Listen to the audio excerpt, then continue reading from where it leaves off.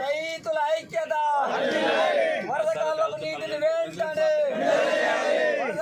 నీటిని వెంటనే జై కిసాన్ జై జవాన్ జై కిసాన్ జై జవాన్ జై కిసాన్ జై కిసాన్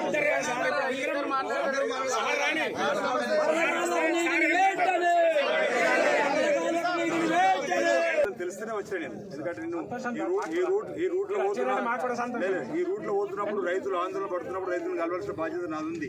మీరందరూ కలిసి నన్ను గెలిపించి లేపేసి మీరు ఫోటో కావాలంటే నాకు వచ్చింది.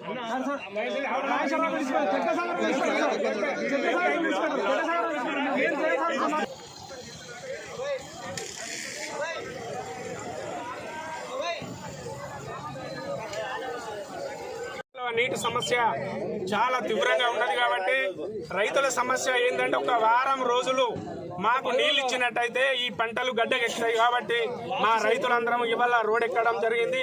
నిన్న మొన్న కూడా ఈ గారితో మాట్లాడాము, ఎస్సీ గారితో కూడా మాట్లాడితే ఇద్దరు కూడా చేతులు ఎత్తేసారు.